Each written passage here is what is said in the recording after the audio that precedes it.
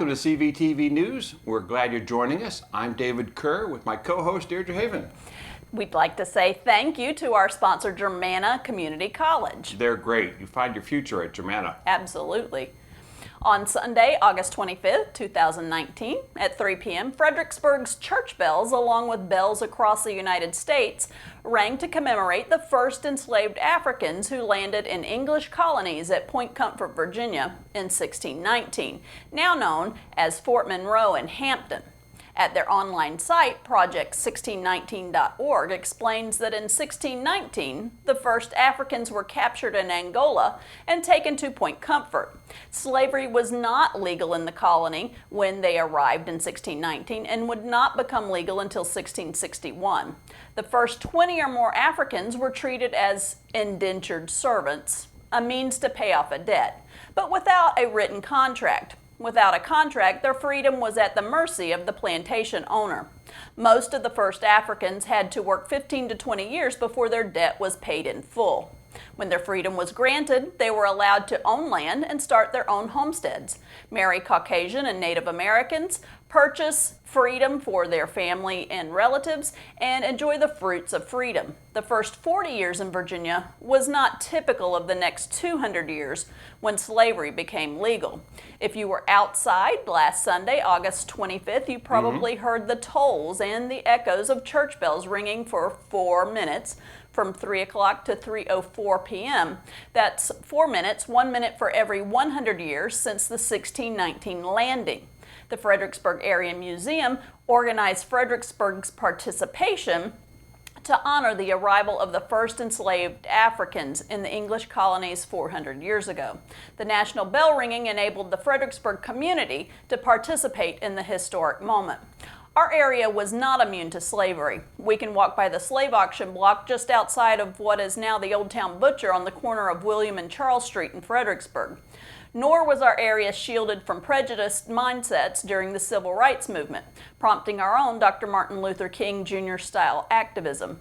In 1960, African American high school students in Fredericksburg assembled at drugstore soda counters on the corners of Caroline and William Street. While unrecognizable now, the store's Peoples, W.T. Grant's, and F.W. Woolworth's were sites for Fredericksburg's very own sit-ins. Just down the road, a block, Gulrich's Pharmacy and Soda Counter had a sit-in, as well as a 2400 diner. The old site Shiloh Baptist Church served to train 20 students participating in the sit-ins, teaching passive protesting rather than aggression. In addition, Shiloh Baptist was a host for buses heading north on their way to march on Washington. Up to date now, John Hennessy, a National Park Service ranger at Chatham Park, eloquently summarized Sunday's bell toll event. He said, "We are part of an ongoing drama, the meandering path of justice and injustice, but ultimately on an arc of improvement. 70 folks at Chatham that took tours and hundreds in town recognize that they are part of that ongoing arc. History that is behind us can propel and lead us."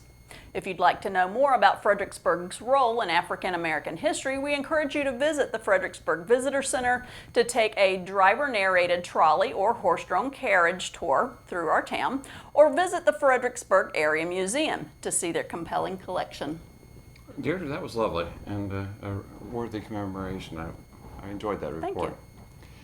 Labor Day is coming up, and it's one of those holidays most of us don't think much about. For years, particularly when I was younger, it was more of a demarcation point than a holiday. For many years, the day after Labor Day was the first day of school, something I generally didn't look forward to. It was the end of summer vacation, for goodness sakes. Alas, these days, school starts well before Labor Day. In election years, it also marked the start of the campaign season.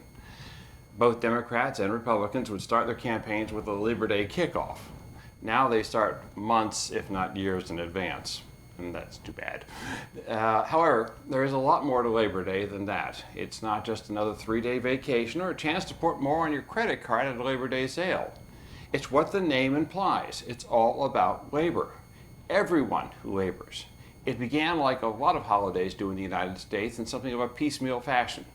Various organizations of workers held parades and had picnics to celebrate their achievements and the value of the American worker. By the late 1880s, 23 states had enacted their own Labor Day holiday.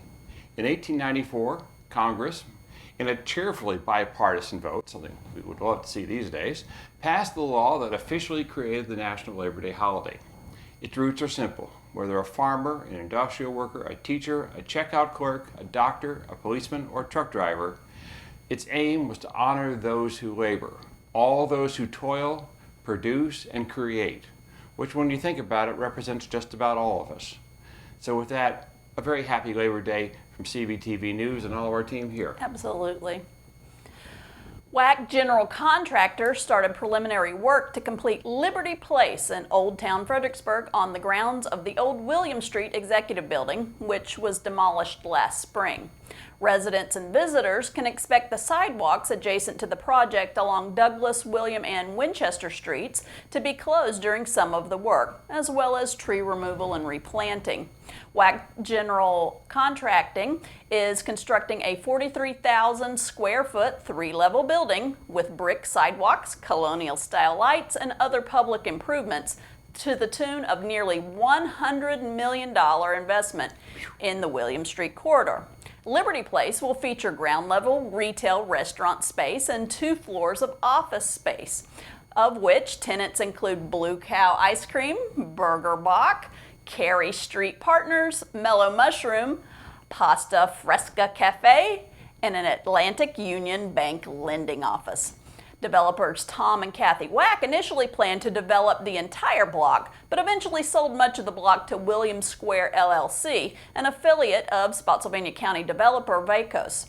Williams Square is planning to build Winchester Place, a 34-unit apartment building, and a parking garage on the property.